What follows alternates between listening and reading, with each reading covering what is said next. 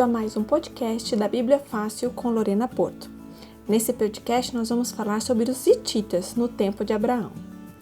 O termo hitita vem da palavra Shiti, que são os descendentes de Shet, de onde vem o termo em português Eteu.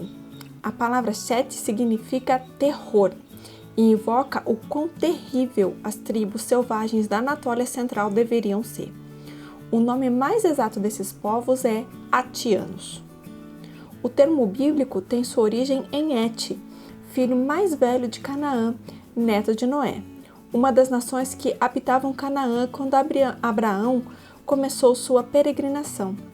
Heteus eram os hititas lá da Bíblia, nome usado em algumas traduções, os hititas, e nos livros de histórias seculares. No Antigo Testamento, aparecem com cidades ao norte de Israel como Amate e Cádiz, no rio Orontes. Abraão comprou de um heteu a caverna de Macpela em Hebrom. As duas esposas de Esaú também eram heteias, embora ambas tivessem trazido muito desgosto para Isaac e Rebeca. Por esse motivo, Jacó é enviado a Harã em busca de uma esposa semita.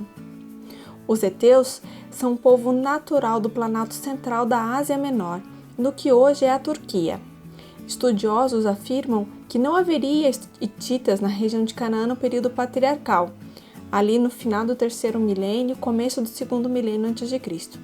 Entretanto, os povos das planícies da Ásia Menor tinham a tendência de se locomover tanto para o sul quanto para o norte. O comércio era muito intenso nesse período, mesmo com as movimentações nômades, e o melhor caminho entre a Anatólia e o Egito necessariamente passava por Canaã. Não podemos esquecer que o auge do reino antigo assírio, que vai ali de 1900 a 1750 a.C., a região da Anatólia ela foi colonizada pelos assírios, que mantinham um forte comércio com a região, até o fim do seu reinado por volta de 1750 a.C.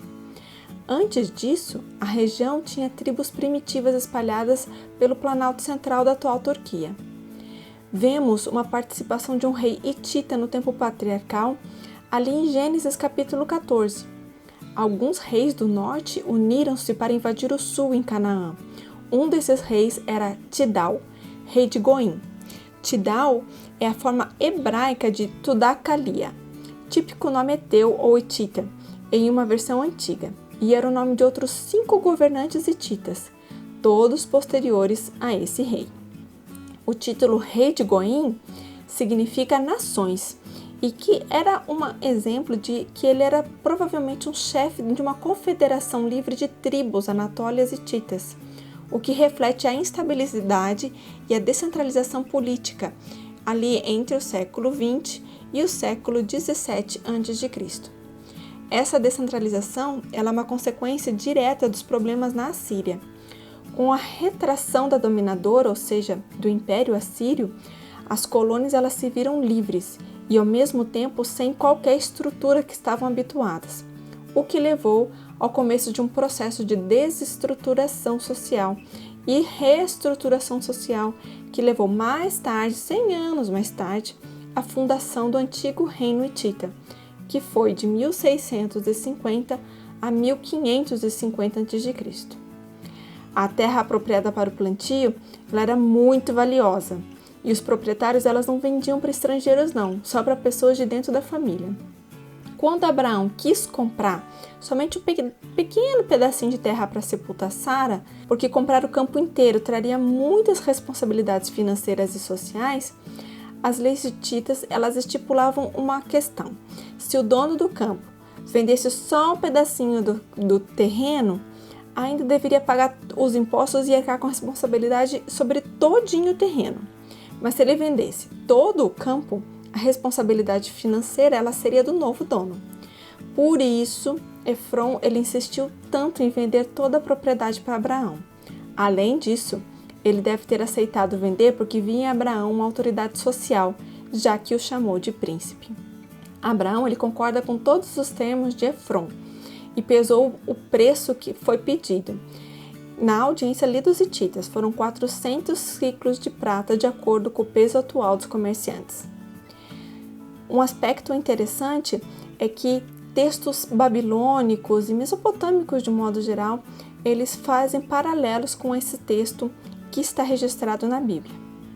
Não podemos esquecer que não havia nenhum dinheiro nessa época. A cunhagem de moedas ela só começou a acontecer no século 7 a.C., muito tempo depois. No período patriarcal, o costume era o peso de metais preciosos, ou seja, cada mercadoria tinha o seu valor de acordo com o peso de cada metal. A prata, não se esqueça que ela era mais valiosa do que o ouro nessa época, porque ela era mais difícil de encontrar. Por isso que muitas dessas negociações eram feitas com prata. O ciclo ele não tinha uma uniformidade no seu peso, mas ele pesava ali em média 11,3 gramas, 12 gramas no máximo. O povo hitita passou muito tempo da sua história sendo subordinado a outros reinos ou de forma dispersa, sem qualquer organização.